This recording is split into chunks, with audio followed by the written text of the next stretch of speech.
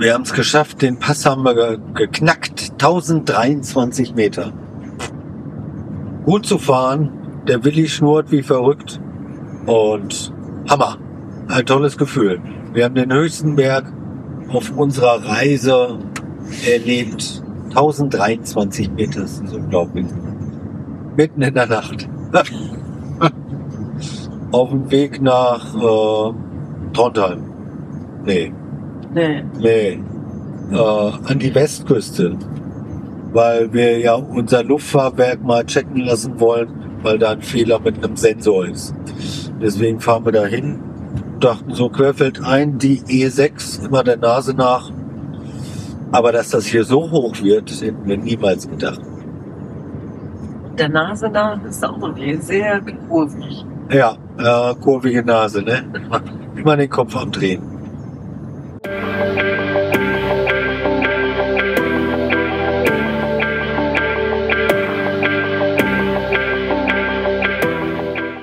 Ganz dunkel.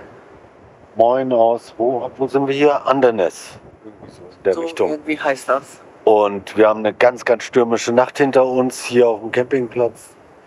Irgendwie zwischen den extrem hohen Bergen. Kann man kaum auf der Kamera kriegen, so hoch sind die. Alles ganz toll. Da hinten geht die Sonne auf.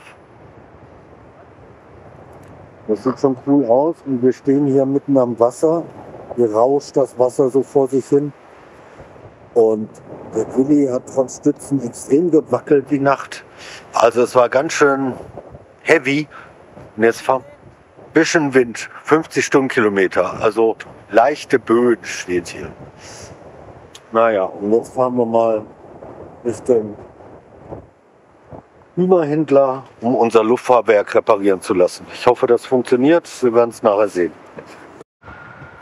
So, wir stehen jetzt hier bei Kroken Service Center, Goldschmidt Service Partner, Premium Service Partner, unser Willi, hinter den Bergen da, bei den 7 Zwergen sozusagen, in Anderten, was weiß ich, wie das hier heißt, und versuchen mal klar zu kriegen, dass wir hier unseren Sensor checken, ob das überhaupt funktioniert, weil es sieht so aus, als ob der vorne rechts einiges tiefer ist und es knatscht auch immer so komisch vom Luftbalg.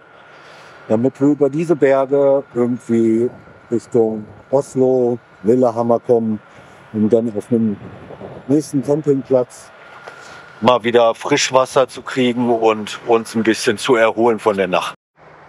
Unser Willi wird mal kurz in die Werkstatt gefahren und die wollen dann checken, wie die Sicherung deaktiviert werden kann für das gesamte System, um den wieder irgendwie mit der Pumpe zu verbinden. Mal gucken, wie es wird. Also wir sind gespannt und genießen zwischendrin mal die Aussicht. Da hinten ist das Hammer. Also sowas haben wir noch nie gesehen. Hier rundum nur schneebedeckte Berge, ordentlich windig. Aber eben im Willi hat das Thermometer angezeigt plus 2,5 Grad. Kann aber eigentlich nicht stimmen, weil es ist hier echt kalt. Das ist der Wind. Ja, das ist der Wind. Der Wind ist kalt. Der Wind ist kalt. Der Wind ist kalt, aber ich glaube, so kalt ist es nicht.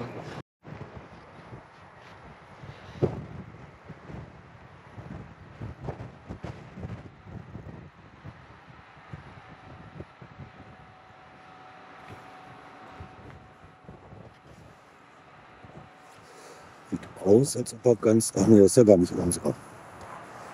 Das ist ein anderer.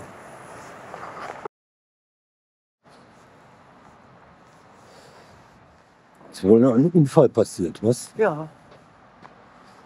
So kann es auch kommen. Wenn man irgendwo reinfährt. Keine Ahnung, was da passiert ist. Hängen geblieben. Aber eine tolle Werkstatt. Da steht der Brand. Der ist ja drin. Warte mal. Da. Brand. Gucken, was er macht. Da ist er. Ah, da kommt er. Mal gucken, was es war. Ja, sieht hoch aus. Sehr gut. Vorsicht.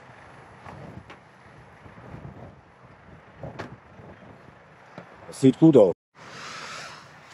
So, wir haben unser System, oder besser gesagt, die Jungs haben das System einmal ein bisschen deaktiviert. Da ist die Fuse vor Air Suspension Nummer 47, die haben sie rausgezogen.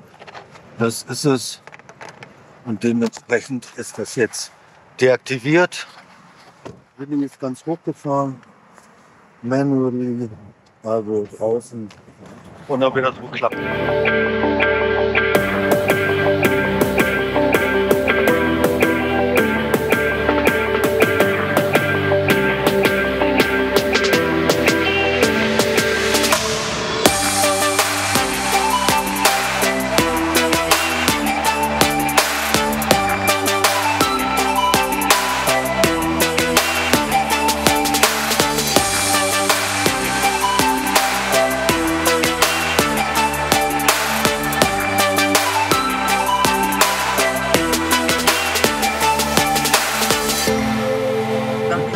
Sag nochmal. Nee. Irgendwas ist doch immer, sagt sie. Heute fährt der Willi wieder wunderbar. Alles ist gut, als ob nichts gewesen wäre. Das Motorhinweiszeichen ist auch weg. Nur haben wir jetzt irgendwie vereiste Straßen oder wenigstens sehr, sehr festgefahrenen Schnee, der ein bisschen eisig aussieht, aber kriegen wir hin.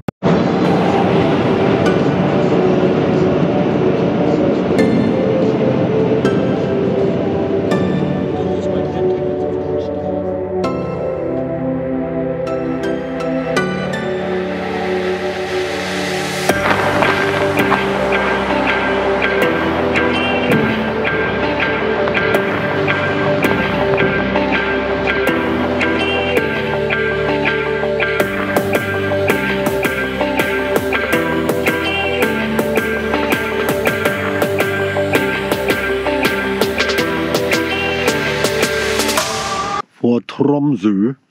Man sieht, wie man sieht, nix. Also es schneit wie blöd.